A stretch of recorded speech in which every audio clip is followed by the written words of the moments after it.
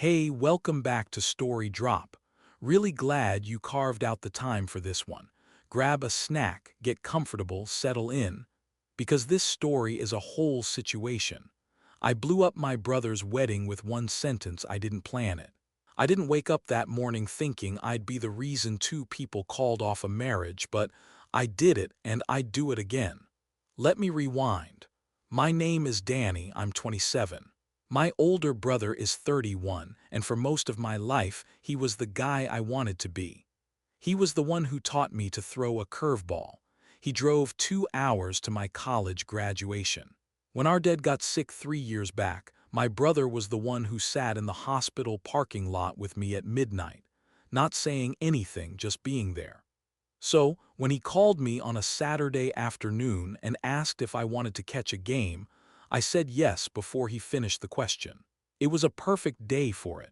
The kind of warm where your shirt sticks a little. The smell of cut grass and stale beer and those soft pretzels they sell for way too much money. We had seats up high, third base side. The sun was right in our eyes the whole time. I bought the first round, he bought the second.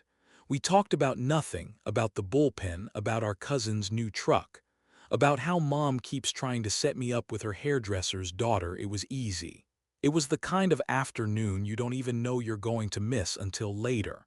In the seventh inning, our team hit a grand slam. The whole stadium stood up at once. My brother grabbed my shoulder and shook me, laughing like a kid. I remember thinking, this is good. This is my brother and me, and everything is good. I had no idea he was supposed to be somewhere else. I didn't know it was his anniversary. He never said a word. He invited me to that game and I showed up, and I thought I was just along for a nice afternoon. Here's the part that still gets me.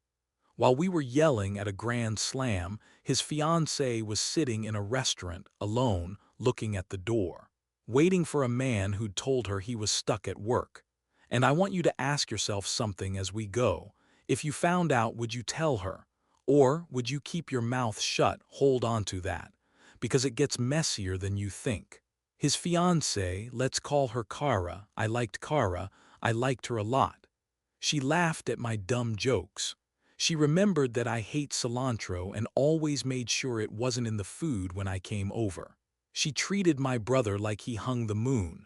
The first time I met her, she pulled me aside and said, "Your brother talks about you like you're his hero." I almost cried right there in their kitchen.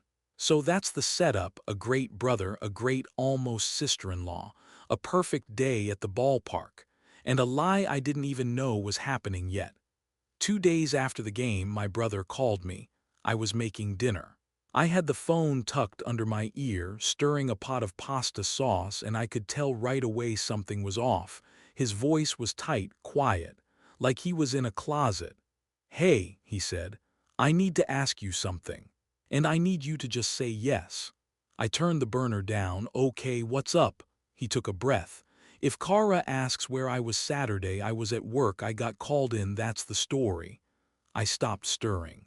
"What do you mean, that's the story? We were at the game." "I know," he said. "I know we were, but Saturday was our anniversary, our dinner reservation. I forgot, Danny. I completely forgot." My stomach dropped a little. "You forgot your anniversary to go to a baseball game with me?" "I didn't know it was a conflict until I was already there with you," he said. "And by then it was too late, so I told her work called me in. She was upset, but she bought it. She thinks I'm some hero who chose the job over our dinner because I had no choice." I just stood there in my kitchen. The sauce started to bubble. I didn't move. "So that's it," I said. "You're just gonna let her think that?" "It's one lie," he said. "One stupid lie to smooth it over. If I tell her the truth now, it's worse. It's not just that I forgot. It's that I lied about it. You see, it snowballs." I didn't say anything for a second. "Danny," he said, "promise me, if she asks, I was at work, please." "And here's the thing I'm not proud of." I said okay. I said okay because he's my brother. I said okay because he sounded scared. I said okay because in the moment it felt small. One lie, smooth it over. Who does it hurt? I hung up the phone and I felt sick. I couldn't finish my dinner. The pasta went cold in the pot. Because I kept thinking about her face, Kara, sitting in that restaurant checking her phone, telling the waiter, he's just running late, he'll be here. Ordering a glass of wine she didn't want, just so she didn't have to sit there with an empty table. And the worst part, he used me. The lie only worked because I'd keep quiet. My silence was the wall the whole thing was built on. I told myself it wasn't my business. I told myself my brother's a grown man. I told myself a lot of things that week. None of them helped me sleep. For 3 days I carried it around. It sat in my chest like a stone. Every time my phone buzzed, I flinched, thinking it was Kara. I started rehearsing what I'd say. I don't really remember. You'd have to ask him. Little lies to protect his big one. I have never been a good liar. My whole face gives me away. My mom always said she could read me like a billboard. So I avoided them. I didn't go over. I didn't call. I figured if I just stayed away, I'd never have to choose. But life doesn't work like that, does it? That Friday, my parents had everyone over for dinner. I almost didn't go. I sat in my car in their driveway for 10 minutes just staring at the front door. The porch light was on.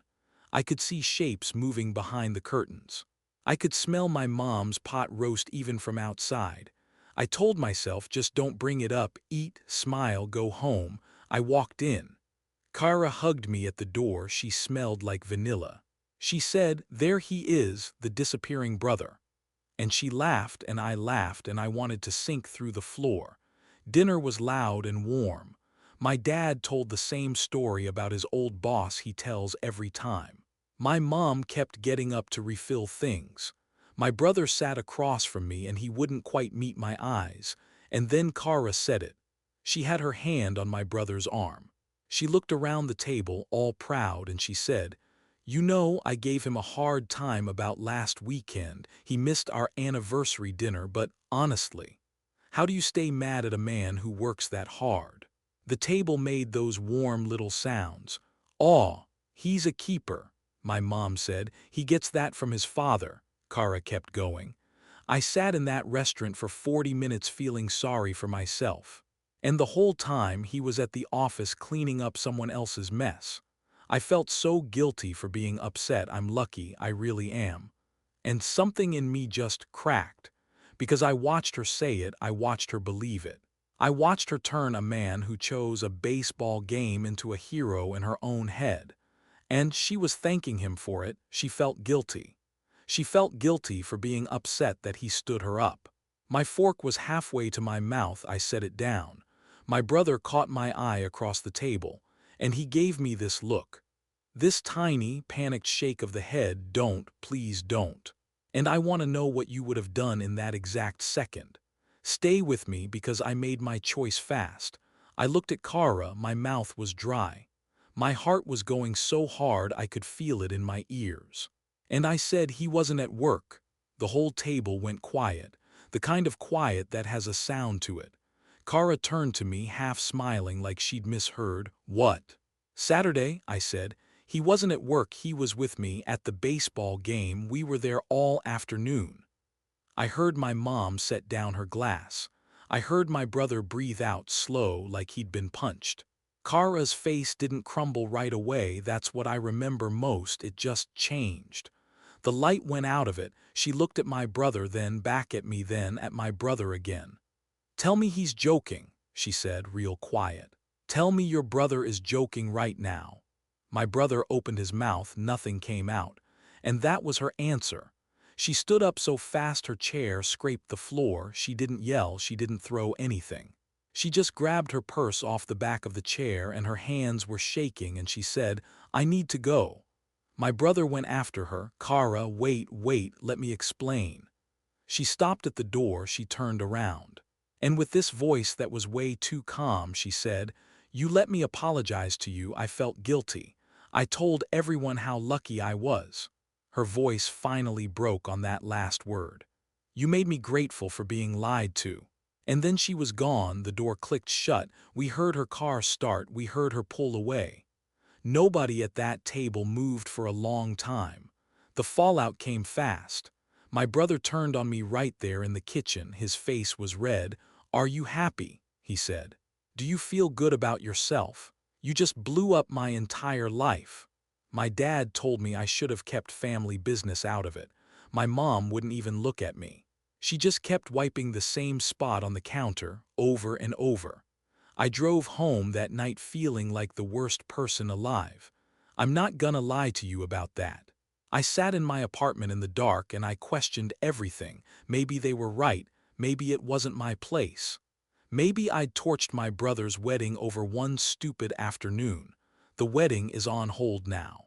Kara moved back in with her sister. My brother calls me almost every night and the calls go one of two ways. Either he's furious, screaming that I ruined the best thing he ever had, or he's crying, asking me how he fixes it. I don't have an answer for him. There isn't one. You can't unring that bell. My parents keep saying the same thing. It wasn't your business. You should have stayed out of it. But here's where I land, and I've thought about this a lot. It became my business the second he made me part of the lie. He didn't just lie to her, he pulled me in. He asked me to lie too. He turned my silence into his cover story. Every day I said nothing, I was lying right alongside him.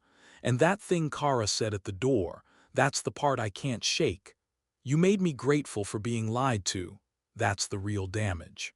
Not that he skipped one dinner, people forget anniversaries, people mess up. It's that he took her hurt and her trust and he twisted them. He turned himself into a hero in her mind.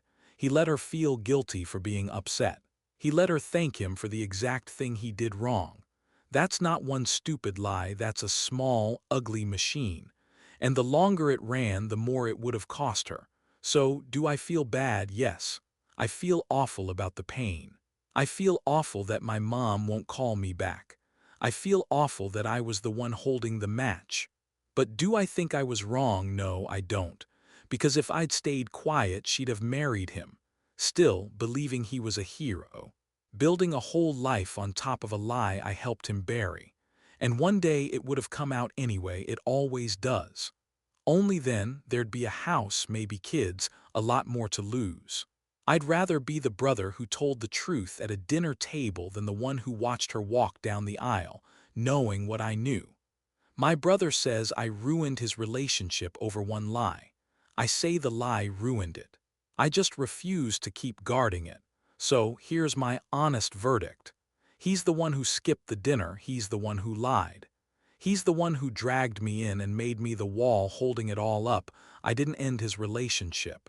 I just stopped protecting the thing that already had. Now I want to hear from you. If your brother made you part of his lie and then you watched his partner thank him for it to your face, would you have spoken up at that table? Or would you have kept your mouth shut and let her marry him? Drop your answer in the comments below. I go through every single one, and if you want a new story like this every day, hit subscribe. I'll see you in the next one.